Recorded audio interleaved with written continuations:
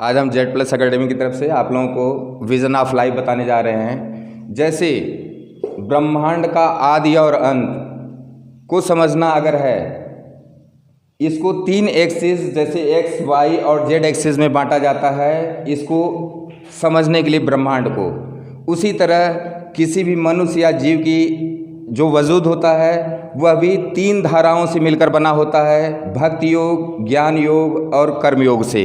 अगर ये 3 धाराओं को आप पकड़ लेते हैं तो ये आप इनके संगम पर आप पहुंच जाते हैं, तो इस संगम से आप जीवन को समझ सकते हैं और इससे जीवन का आदि और अंत क्या था और क्या अंतिम सच्चाई है ब्रह्मांड और जीवन की, इसको आप आसानी से समझ सकते हैं।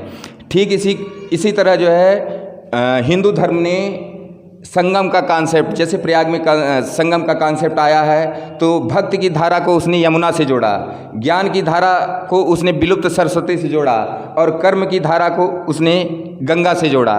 तो इन तीनों नदियों का जहाँ पर संगम होता है उसको संगम बनाया।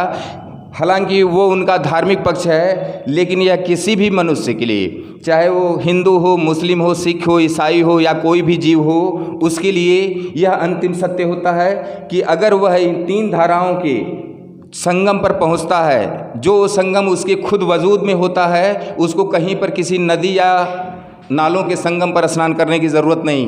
ठीक, तो ये कॉन्सेप्ट मैं आपको दे रहा हूँ अपनी तरफ से। ये साइंटिफिक कॉन्सेप्ट है हर जीव के लिए।